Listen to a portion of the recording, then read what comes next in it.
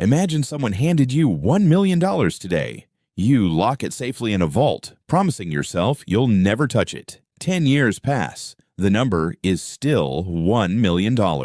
But here's the surprising part. Even though the amount hasn't changed, what that money can actually buy may have changed significantly. This is one of the biggest misunderstandings about money. Most people believe wealth means owning more cash. Many wealthy people see cash differently. To them, cash is a tool, not the final destination. Since childhood, we've been taught the same lesson. Work hard, earn money, save as much as possible. There's nothing wrong with saving. In fact, having an emergency fund is an important part of good financial planning. But keeping all of your wealth as cash for years is a different story. Money sitting still doesn't usually grow on its own. Meanwhile, the prices of food, housing, transportation, and everyday necessities often change over time. Think of inflation as an invisible force. You can't see it, you can't hear it. But year after year, it quietly changes the purchasing power of money. Imagine buying a cup of coffee for $3 today.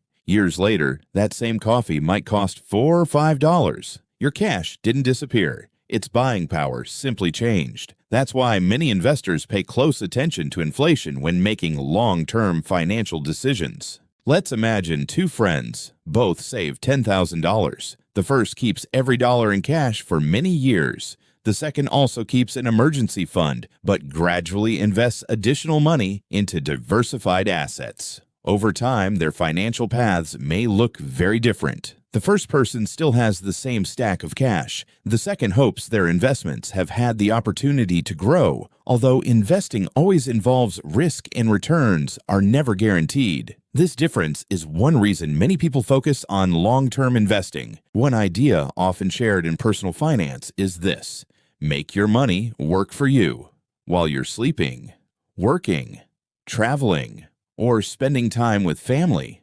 Certain investments may continue generating value. Some businesses earn profits.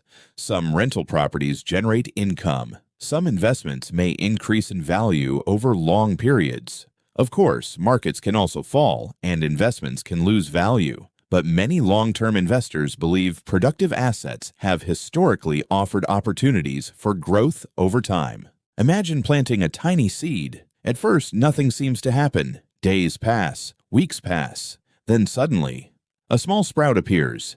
Years later, that tiny seed becomes a giant tree. Investing can sometimes feel similar. Small, consistent contributions may grow over long periods through compounding. The process often requires patience more than speed. Now imagine every dollar you own becoming a tiny employee. Instead of sitting quietly inside a wallet, each dollar has a job. Some help build companies. Some help finance homes. Some support new technologies. Some become part of businesses that create products people use every day. The goal isn't simply collecting money. The goal is owning productive assets that have the potential to create future value. Many people spend years asking one question: how much money do I have? Some experienced investors ask a different question: what do I own that may continue creating value in the future? That shift in thinking changes everything. Cash is important for flexibility and emergencies, but assets can provide opportunities for long-term growth.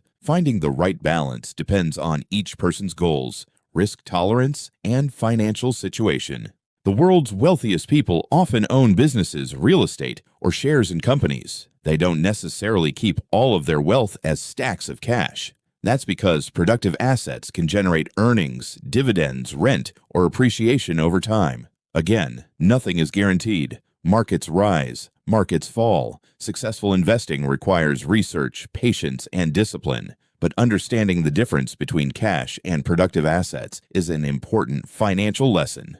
Money itself isn't the finish line. It's a tool, a resource, something that can help create opportunities. Learning how money works may be even more valuable than simply earning more of it. The earlier you understand the difference between saving and investing, the more time you have to make thoughtful financial decisions. Remember, the goal isn't just to have money. The goal is to build a financial future that supports the life you want. If you enjoyed this video and want to learn more about the psychology of wealth, investing, and smarter money habits, Subscribe and join us for the next lesson.